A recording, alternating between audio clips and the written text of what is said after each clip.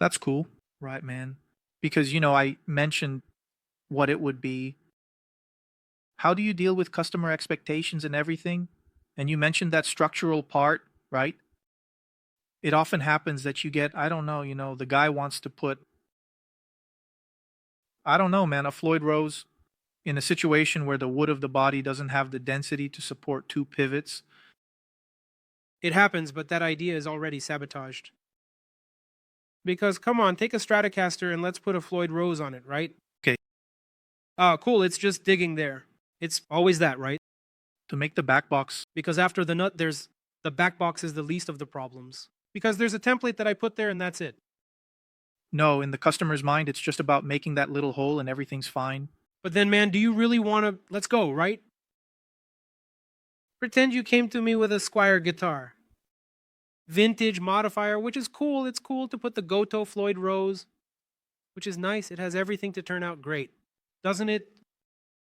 At first, yes, there's a little alder body there. It all turned out great. So, what's the service going to be? Make the back box of the Floyd Rose there. It needs to be installed. The lock nut too, the lock nut. Then you have to dig a little there at the nut. And then you also need to do something that people forget to do. I've seen guitars that were converted to Floyd Rose and people forgot to do it. You have to refret the neck again. Yes. Because the Floyd Rose is 16. The Floyd Rose is 60. Your Squire has 9.5, right? The Squire is 9.5, some are 7.5, the older ones. Anyway, these classics especially are any vintage. But then if you get a super modern one, it's going to be a 12 radius. Yeah, if it's super modern, I don't even know if it has a 12 radius, that's right, in the factory original, in the Squire. In the Squire, I don't remember, man. In Fender, it usually has a compound radius, 12 and 16. Yeah. No, if it's a compound 12 and 16, maybe you won't mess it up that much. But let's go for it too. Are you getting a Fender? Lower it, add a Floyd Rose on it. So Luzinho, what's the deal? The labor cost, the value of the labor for us. Remove the fret, refret, radius the neck, install the lock nut, install the new fret, install the new fret, install the Floyd Rose. It's essentially the cost of buying a good guitar already with the labor cost converted into hours of work. Especially because it's a service that carries risk. There's a risk of you damaging an instrument. So for these services, it runs on the flag 2 of the taximeter. You know why, as you might be aware, going from a radius from a 9.5 to a 16, you need to have wood there to work with. Yes. And sometimes, for example, there isn't. Yeah, but it's okay that you're going to eat the middle of it, right? Because you look at the Squire necks. Have you seen how thin the side is? No, it's not, Tom. The Fender there sometimes when the neck is glued, right? When it's not a full neck, the little ball actually comes between the fretboard of the neck. I think that's beautiful, man. I think it's cool. It's cool. Think it's cool. But you see, it has a thin fretboard. It's okay that you're going to eat the middle of it. So, as long as there's moderation there, you don't ruin it, but if you don't have that so-called moderation, you're going to end up sending the guitar away. So it doesn't come cheap. Usually when the customer comes in with these ideas, man, the price, it's worth it to buy a guitar with a Floyd. Hey, do you already have the Goto Floyd in your hands? So put that big one on a guitar that already exists. The Floyd Rose, man. Yeah. Just swap it out and upgrade to one. And there, look how cool. You're going to have 2 guitars. You're going to have a backup to play when the Floyd Rose string breaks in the middle of the show, right? Exactly. The string broke on a little E string. It broke in the middle of the show. You put the guitar away and leave. Yeah, if you only take one. Guitar in case, thanks all. Dude, if you have 2, you have 1, right? Man. Yeah. So, right, this kind of upgrade I don't recommend, but if the guy wants to. If he wants to, I'm there to obey. We work providing a service. You have to be obedient. And also learn to manage the customer's expectations. Of the customer, perhaps? Exactly. And even so, there's the risk that specific wood of that little guitar, which doesn't have the right density, and in 3 years, man, it'll fall apart over there. That's a risk you take like that. This happens with guitar. With the Floyd Rose, it happened on my Washburn. I had a Washburn that had this problem. It pivoted. It gave in, the wood broke. Just like Basswood has Basswood, which is extremely light, and there's Basswood that's extremely heavy, It's just that Basswood isn't a specific tree. Exactly. Anyway, let me ask you another question to ask another question since we're already at 2 hours and 43 minutes of the podcast. Dude, the podcasts I go to, they're always record breaking in time. It's a recording record, man. You can see all the podcasts I've been to. Of the channels that are there, my podcast is the one with the longest duration. Because I talk too much. Here on the Nerd Guitar Cast, we also go all out. Feel free, brother, let's go. Have you ever refused to do a job for ethical or quality reasons? Yes. Actually, just recently a client, he specifically wanted me to put a Fender brand logo on a Stratocaster guitar that wasn't originally an authentic Fender. That's what shows up the most, right? Come on, put the Fender logo on, you know. No, man. But why? I said, why not? But first, there's a good reason, right? Because he said, no, you don't need to film, you don't need to post, you don't need to tell anyone. I said, I'm not going to do it. Why? Because, man, TiVo One has a lot of clients wanting to do legitimate work. You know, got it. I have a line of work there, thank God, man, thanks to my effort and everything I've built so far. I have a line of work where I can just simply get the service that I like to do, right? And another thing, man, if this guy, let's say the guy buys the guitar, I do this service, right? Then he goes to his friend and says, hey, I got this guitar from Mateus the Luthier. Then he goes and sells this guitar to his friend, not this guitar. Then I got it from Mateus the Luthier. He doesn't say that he took it and had it faked or whatever. He says here, right? Then the friend, then his friend, no. This one was the Fender from Matheus the Luthier. Okay, I always talk about the legit Fender anyway then, man. Turns into a forgery. As if not, right? The forgery came from my hands. Yeah, so then I become that guy who does forgery, you know. So like, man, it doesn't help to put a tuxedo on a goat. The goat is still going to be a goat. Exactly. Got it. You're going to put a tuxedo on a goat, it will. The goat will look sharp. Right. But it's a goat. It's a goat. It doesn't stop being a goat. Yeah, so like, I don't do it. Oh, do I have something against those who do it? I don't. For me, it's what each person does. Dude, wow, man, everyone has their own thing, right? Dude, you're crazy, man. What you do there is well done for you. If you're indeed good, that's great. You get it. I don't like doing that. You get it. Just like me, I don't like it. Also, man, like, for example, dude, I'm not poking fun at anyone, okay? Yeah, because I've already said this on another channel and people came saying, you're poking fun at Chiquinho. Dude, I'm not, because I don't follow any Luthier channels. But I've seen guitars. Like, for example, I saw a famous Luthier from Sao Paulo. Yeah, that almost caused a problem in my workshop the other day. Wow. Because these guys take a Tajima. Honest construction, you know. Yeah, he modifies the headstock and puts his logo on it.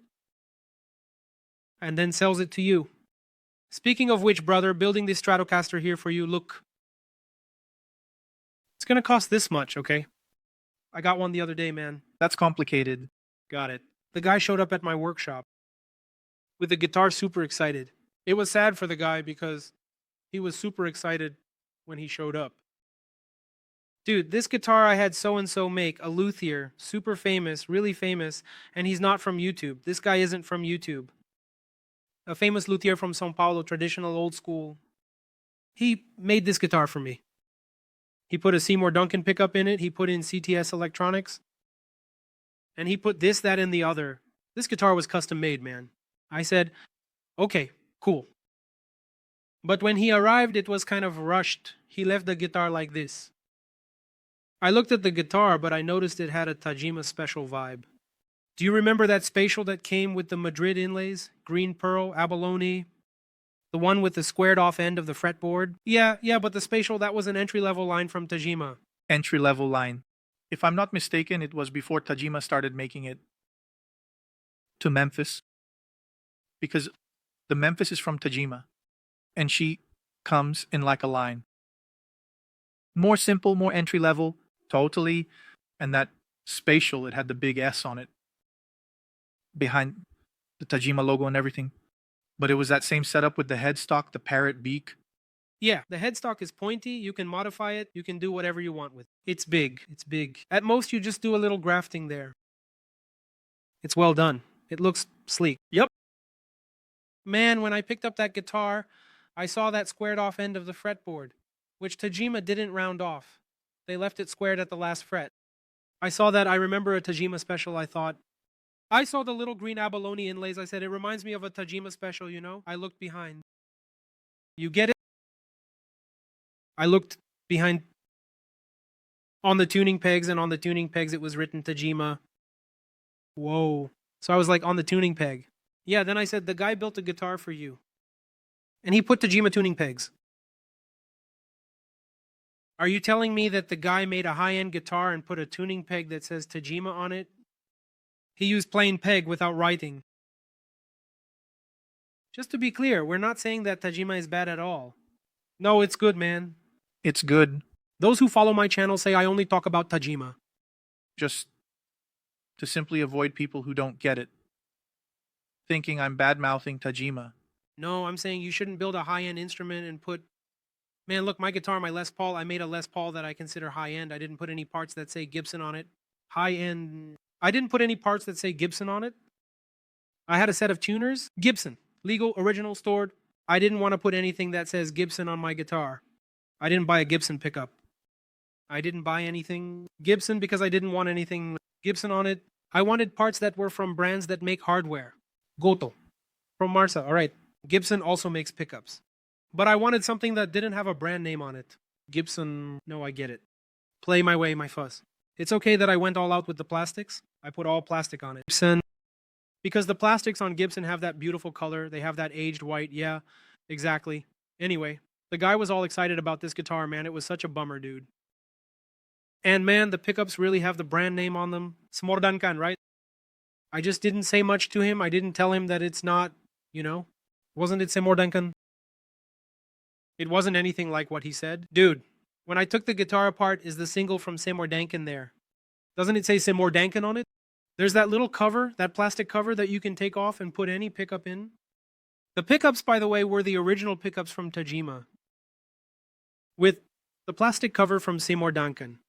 The guy who did that, what a scumbag, right? Dude, and famous, he put his logo on the headstock. I kept looking. He took another professional's work.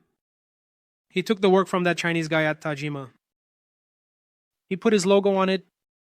He put some Seymour Duncan covers that he had in the drawer. And he sold it, as if it were. And he did a paint job. Because he just put a piece of flame maple there. Right? He put a little maple flam leaf in there to make that 27 there. Yeah. He painted it, did a sunburst, and painted the entire back of the guitar black to hide the joint where he glued it. The guitar ended up looking pretty nice. It ended up looking pretty nice indeed. It's a Tajima that doesn't fit any other pickguard on it because Tajima only fits the pickguard from Tajima. That's how much of a Tajima it is. Wow. It's because it's different. It's different. It's because I have a Tajima, a Strat from before those changes with that 70s Fender headstock. It's really cool. I like it a lot. But when those guitars came out, I also fell for it. But the new models, if you just notice, they're kind of offset, right? They're a bit different. Yes, the bottom part of it is not round, neat, like the Fender. It's a little off-center, and that also affects the pickguard part. Yeah, well noticed, well noticed. It's like, you know, it's a Tajima that you get it. Anyway, it still looks like a Tajima with... The neck wasn't even from that body. Like, the body was from one Tajima and the neck was from another Tajima. I got it. And it was glued because there was a patch in the hole. Dude, in the exchange section, where does he screw it in? There was a patch there. Ah, man. I didn't give the guy the news, man. Dude, I didn't tell him. I didn't tell the guy because I think that he's so convinced about the guitar he has that I might tell him it's not that, and he might say that I switch things around. Or worse, or go there. In that guy. And cause trouble for me then. And there's also another situation. We fall into that thing of listening with our eyes. Him thinking it's like this, man. The guitar sounds great. If you say what it is, right away the guy goes, dude, the sound is awesome. It's a piece of crap. Yeah. And dude, the sound of that guitar is awesome. It's amazing.